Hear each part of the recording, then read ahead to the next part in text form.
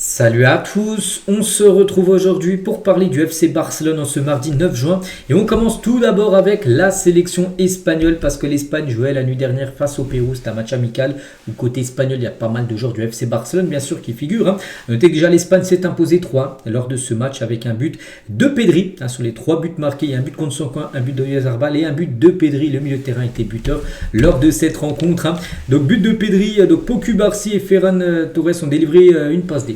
Chacun lors de ce match. Donc les joueurs du Barça ont été très décisifs lors de cette dernière rencontre amicale pour l'Espagne. Prochain match, ça sera un Espagne-Cap-Vert. Ça sera la première rencontre, bien sûr, de Coupe du Monde pour ces deux pays.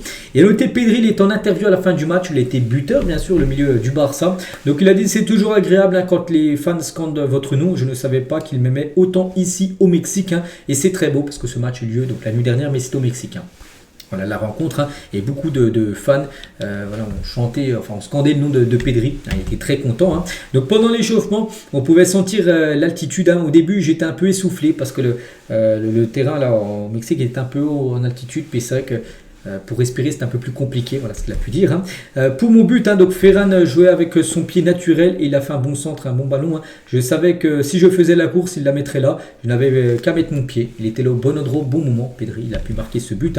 Et le match contre le Pérou était un match aussi pour retrouver de bonnes sensations en vue de la Coupe du Monde. Et nous sommes impatients que le premier match maintenant arrive. Maintenant, c'est dans quelques jours. Ils nous ont collé l'étiquette de favori. Et bien sûr, nous ne la rejetons pas. Bien sûr, cette étiquette, nous pensons être une très bonne sélection nationale. Mais nous devons le prouver, c'est vrai. C'est vrai que oui, si on regarde les 48 équipes, l'équipe qui a le plus de chances de gagner la Coupe du Monde, d'après les probabilités et les pourcentages, c'est l'Espagne, bien sûr. Mais il a dit maintenant il faut le montrer. C'est bien d'avoir cette étiquette de favori. Maintenant il faut montrer en gros que tu es une très grosse nation du football et que tu peux gagner peut-être ta deuxième Coupe du Monde. On verra, mais en tout cas, ça sera une équipe redoutable. Les Espagnols, on parlera de leur performance tout au long du mondial. Voilà ce qu'a à dire les gars sur l'Espagne qui a joué hier lors de cette rencontre. Donc on continue, on va parler cette fois-ci des unes, surtout la une journal Mundo Deportivo, parce que l'autre une sport, ça parlait plutôt encore du côté du Real, de Pérez avec Mourinho, tout ça. Nous, on va parler vraiment, ce qui parle du Barça. Donc la une journal Mundo Deportivo, ça parle de Rafinha et Rashford tentés. Voilà, qu'est-ce qui se passe? On peut voir des noms là. Regardez, les Saoudiens d'Al Hilal Al Nasser, en gros, font faire une offre folle pour Rafinha. Puis aussi concernant Rashford, les gars, c'est le Bayern Munich. On peut voir le Bayern qui offre 34,5 millions d'euros à Manchester pour s'offrir le joueur. Donc là, il serait prêt à proposer plus que le Barça. Ce qu'ils peuvent payer, c'est 30 millions d'euros pour le Barça, mais le Barça ne veut pas payer les 30 millions d'euros. Donc les deux joueurs, les gars, c'est un peu dans le doute. Et concernant Rafinha, donc Al Hilal et Al Nasser préparent de grosses offres pour Rafinha. Donc il pourrait offrir 80 millions d'euros au Barça, déjà avec la vente de Rafinha. Et en proposant aussi à Rafinha un salaire 4 fois supérieur à ce qu'il touche au Barça. Donc même si Rafinha, depuis pas mal de temps, il dit oui, je reste au Barça, tout ça. À noter que ça fait réfléchir. Imaginez que tu fais le même boulot, mais tu fais le même boulot ailleurs, mais tu gagnes 4 fois plus. Bien évidemment, ça peut te faire réfléchir. Pour ça qu'on n'est jamais à l'abri d'un départ surprise. Déjà, le Barça récupérait 80 millions d'euros dans le transfert et Rafinha x4 en salaire. Voilà, c'est ce que propose Al Hilal et Al Nasser pour s'offrir le Brésilien. Je pense que Rafinha, pour l'instant, il ne prendra aucune décision, ni de partir, ni de rester. Là, je pense qu'il est focus 100% sur la Coupe du Monde. Et après la Coupe du Monde, là, il devrait prendre sa décision. Mais c'est vrai qu'avec ces chiffres totalement fous, on se dit qu'on n'est jamais à l'abri. Après, imaginez s'il venait à partir. Le Barça récupérait quand même 80 millions d'euros dans l'opération, mais tu perdrais Rafinha, qui est un joueur, bien sûr, très important. Donc, on verra. Vraiment, on en saura beaucoup plus après le mondial. On continue avec Deco, donc directeur sportif. A entamé l'été en force au Barça. Donc après avoir déjà bouclé Anthony Gordon, où ça a été fait très vite. Gordon, c'est vrai qu'il y a eu des rumeurs, 48 heures c'était bouclé. Première rumeur, Erwigo, visite médicale signée. Donc des fois ça se fait en 48 heures, puis des fois ça prend des mois, et des fois même ça se fait jamais. Bon bref, le club a déjà plusieurs opérations bien avancées. L'impression au sein du Barça est que beaucoup de ces dossiers ont été travaillés pendant des mois, et maintenant le boulot est de les finaliser. Voilà, c'est un peu comme une action de but. Ça se prépare, puis après il faut finir avec un but. Et c'est ce qu'on est en train de faire Deco. Il y a des dossiers où ça fait pas mal de mois, peut-être celui d'Alvarez, peut-être aussi d'autres joueurs, et maintenant il faut toucher au but et signer ces joueurs. En tout cas, Concernant Alvarez, on sait qu'une offre officielle a été faite, même Fabrizio Romano l'avait dit, de 100 millions d'euros. Le Barça a bien proposé 100 millions d'euros à l'Atlético, que l'Atlético a refusé pour l'attaquant argentin. Concernant les départs, parce que c'est bien, voilà, des Gordon, tout ça, des arrivées, mais il faudra aussi vendre. Voilà, le Barça travaille sur des départs importants cet été, donc Marc Casado a décidé de chercher un nouveau défi après avoir parlé avec Hansi Flick. Flick lui a dit en gros, peut-être pour toi, le mieux pour la suite de ta carrière, c'est que tu partes. Tu seras toujours d'être remplaçant au Barça, donc la Casado devrait partir. Après, il a encore le temps de partir, on est en tout début de mercato. Donc voilà. Donc tandis que le transfert d'Ansu Fati à Monaco pourrait être clé pour la situation du fair play financier, parce que Monaco devrait lever l'option d'achat d'Ansu Fati. Donc ça, c'est aussi une question de jour. Et concernant Jules Koundé, l'avenir de Koundé reste également ouvert. C'est une grosse offre arrive. Et je pense que Koundé, je ne vous cache pas, j'ai encore regardé hier son match avec l'équipe de France. Je pense que si une belle offre arrive, à 50 millions d'euros, voilà, tu le vends. Je pense qu'il faut le vendre. Il avait été acheté, je crois, aux alentours des 50, 45 quand il était à Séville à l'époque.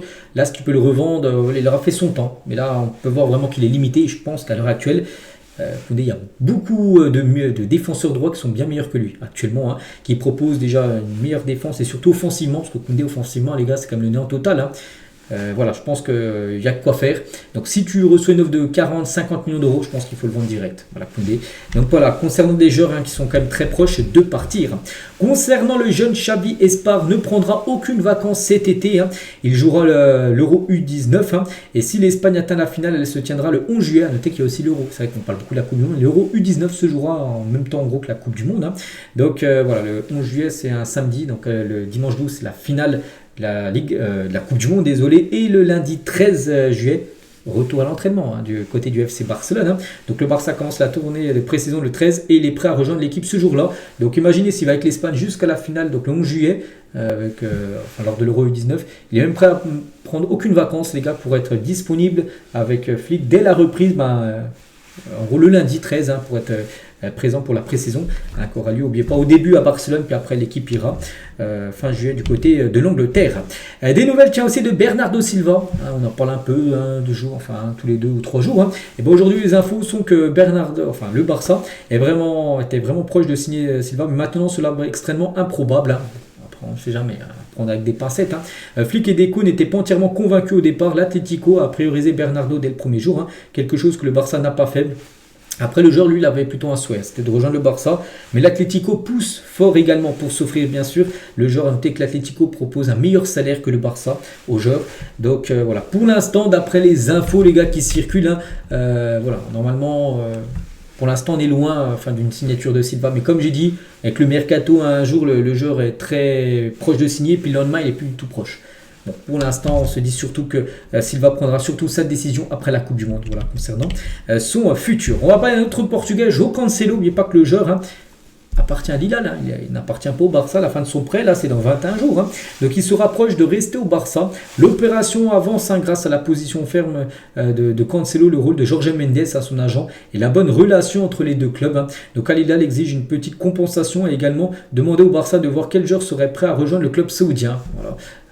Ils vont peut-être proposer Marc Casado, mais ils ne proposeront pas Rafinha. Après, on sait que Rafinha, on a parlé tout à l'heure, qu'Al Hilal aussi était prêt à proposer 80 millions d'euros. Mais en tout cas, voilà, les deux clubs s'entendent bien, le Barça et Al Hilal.